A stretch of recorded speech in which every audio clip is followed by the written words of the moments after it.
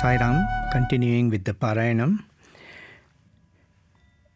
It was during my days in the SV University PG Center at Anantapur that I had some very nice experiences which I want to share. One day, a student of Vrindavan, a junior of mine who hailed from Hyderabad, came to see me in the afternoon on a Saturday. And he told me, I came to see you particularly because I wanted to tell you something Swami mentioned. Swami had given him an interview the previous night, and he was on his way to Hyderabad. He stopped to tell me what Swami had told him. He said, Swami told me in the interview that, see, Ravi went to Anantapur to study and he has forgotten Swami. For 6 months, he has not come. I was shocked because indeed it was 2 weekends that I had missed going to Prasanthi Nilayam. Swami had been in Vrindavan, and so I had not gone to Prasanthi Nilayam. And this weekend too, I was unable to go because on the Monday following this, there was to be a semester exam. And so I was shocked when he told me this.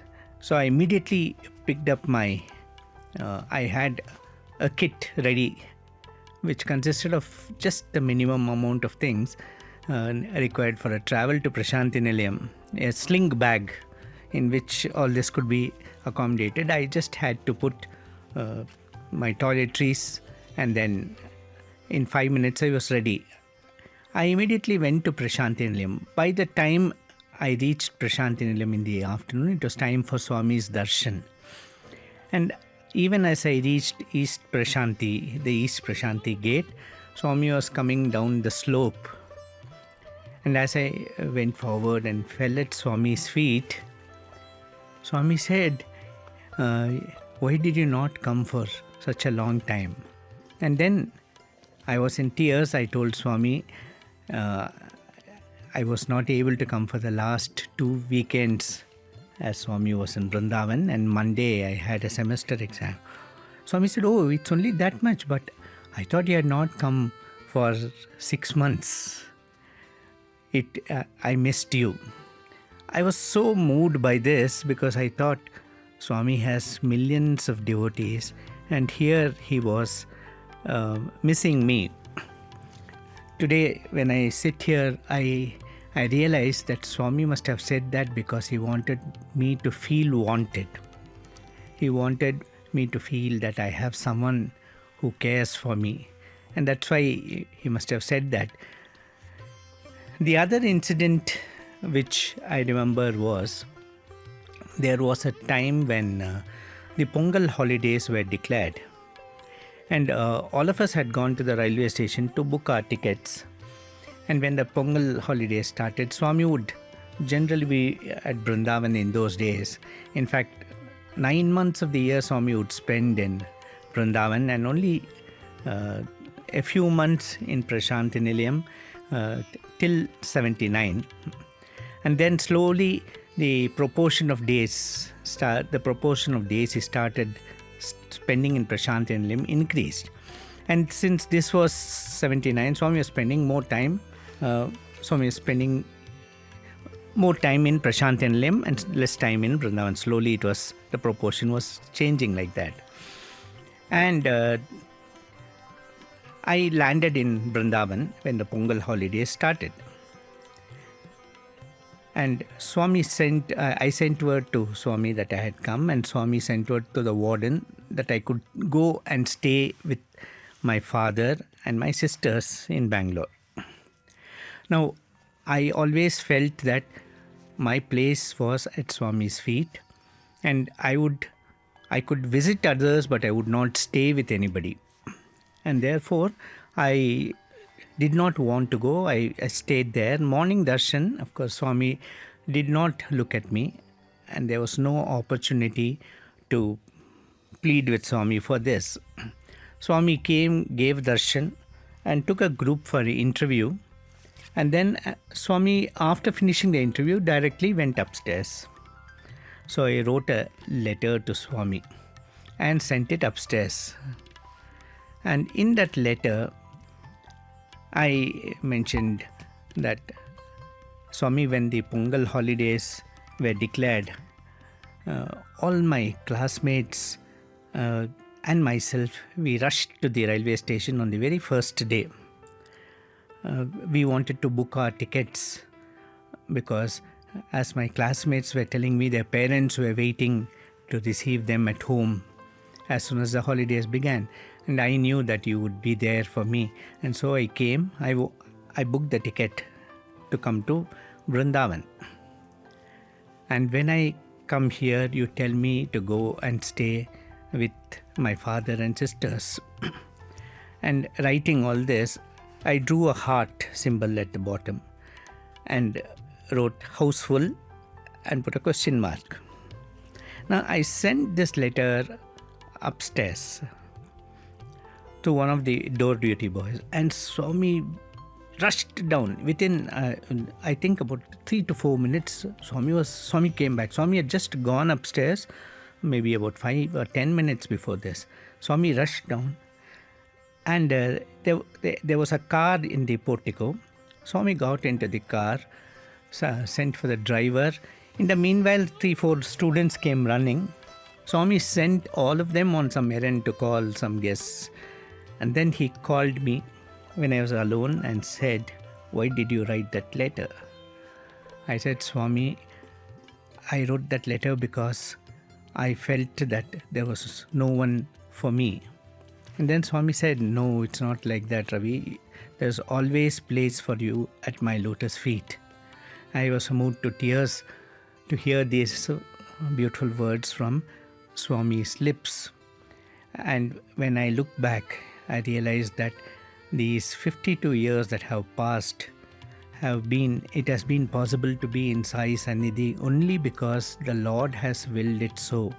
It is not possible for us to gain this wonderful chance to be at His lotus feet unless His will is there and He is there to bless us.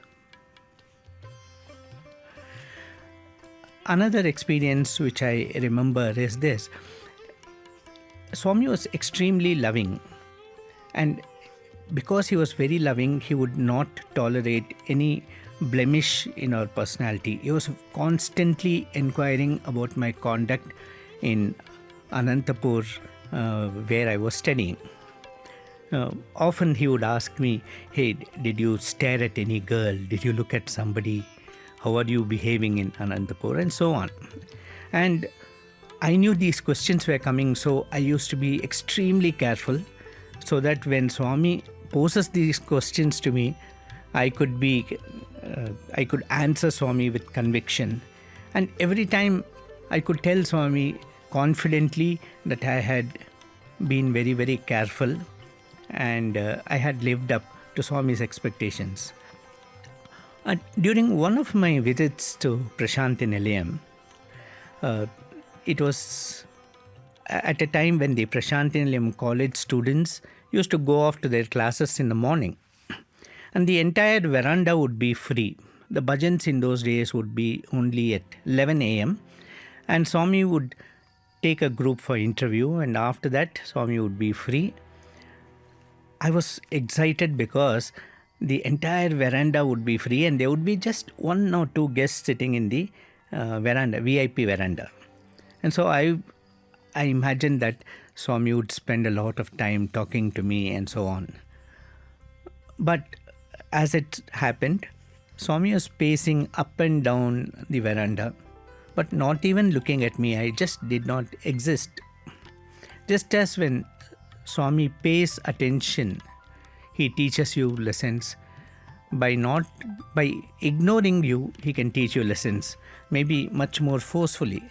And this ignoring continued for the next couple of months.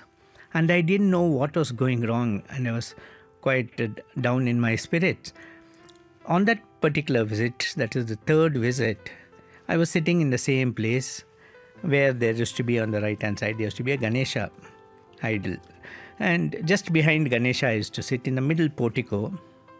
Swami was walking up and down. Suddenly, I found Swami standing in front of me.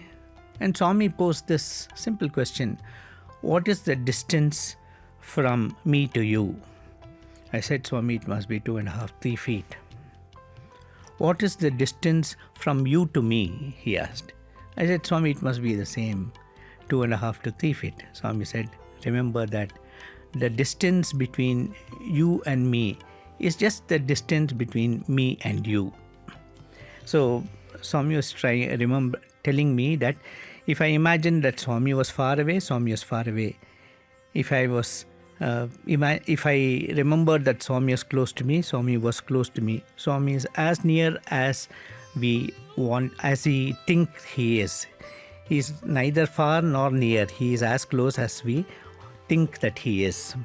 This is a very beautiful incident, because I also remember during one evening session in Vrindavan, one student asked Swami this question: Swami, when we look at all of us, we have not done any great tapas, any great sadhana, whereas we are getting the same privileges that people like Vashishta and Vishwamitra and all got, Swami, and they did such intense tapas. Why is it, how is it that we got this privilege? And then Swami said, Yat bhavam tad bhavati. All those great sages imagined that God was far away and they had to secure him by doing a lot of tapas, and so God was far away.